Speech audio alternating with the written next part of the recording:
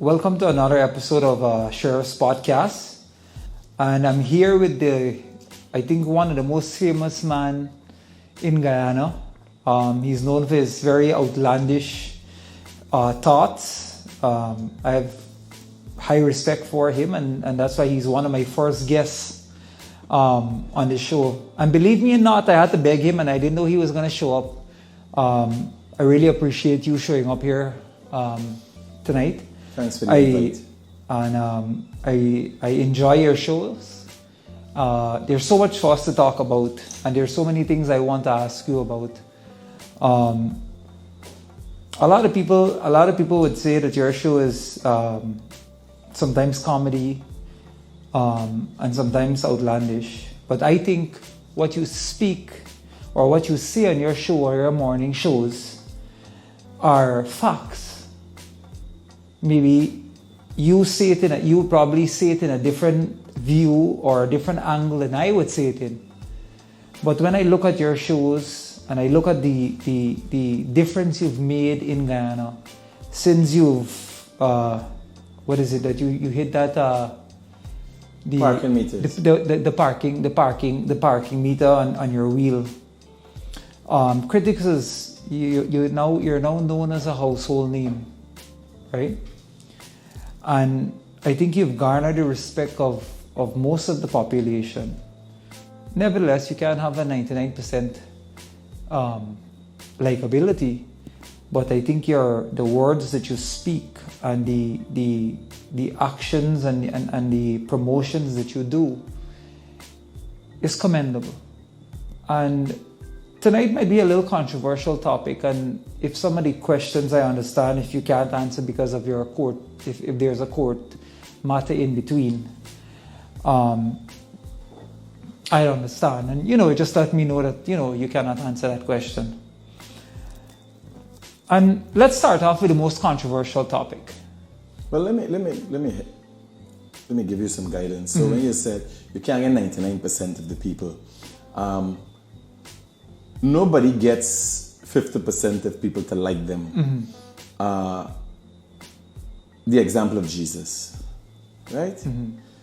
His own people crucified him. Correct. So that being said, this just for clear everything. This is from the beginning of time. And when you're plain spoken, people take offense to that. But I've never met anybody like you could see people express their anger in comments on social media. But when they see you in person, they say, "Oh, Critic, you're a cool guy." Or they have a talk with you. They have a different perspective. And people say, "Oh, I have haters." You would say, "Oh, people have haters." People can't hate you if they don't know you. It's true. So you would have people who despise you. And most of the people who would try to bring you down, I could tell you 99.9% of the times, are people close to you. Correct. Let's get straight into the controversies. So here's the controversy, and here's a topic that I really want to bring to you. And this is my second podcast, so maybe I might be a little nervous or No, just go ahead. No need to. But I would say, Muhammad and I don't have a great relationship. He's always picking on me somehow. As we say, now they have a fan club about me. But without you, before you, Mr. Muhammad was a nobody. He was just a nobody without money. Well, with money. That's what I'm saying. So he was not recognized. The first thing, Azzedine Muhammad befriended me. Okay. Right? Well, that's news to us. Yes. To be honest. Azzedine Muhammad befriended me. Azzedine Muhammad sought me out. It's recorded. I was introduced, or I was told that something needed to be done in terms of media, cover a story, cover an issue where a young guy was assaulted, a disabled guy was assaulted outside of Palm Court. And Leonard Gildari asked me to go and cover that story and make sure it's highlighted and people get justice. Correct. I did not know he did that, or he did that at the request of Azzedine Muhammad. Correct. So he said, man, this is the guy. This guy ain't gonna show face and all those things. Subsequently to that, someone came to Woodlands Hospital to meet me and brought a bag with some money inside to give to me. I did not behave too nicely. Correct. I know you. I got the attitude. Correct. So I got two modus operandi. One is 0, where nothing happens at all, and one is 100, where everything goes to shit really fast. Correct. Right? So I just got two settings, two modes. And Leonard called back and said, no man, the guy only wanted to show his appreciation. Nobody can. This job, you don't get paid for this job. Correct. You get paid. I used to work at Kaichur at the time. I was working with Kaichur. I was still doing Guyanese Critic.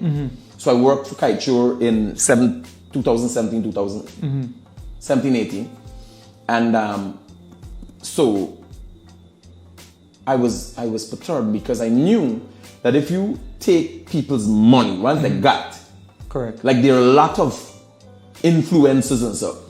They're controlled. Now, I am said to be friendly with the PPP. But when I wake up, I think is a dotard. I think is a total waste of time. You understand? He's a dum-dum. Those are my opinions. So, yes, you might assume that I'm a friend. But I ain't your regular friend. I is the friend who could get vexed and then we could get wrong. You understand? So it's not, I have never been controlled and manipulated, and as I didn't try to do that. Right? But after 5 years of friendship. Oh, that's how long it's been? 5 years? Before everything broke apart? Well, 2017, 18 come down to 2020. Okay.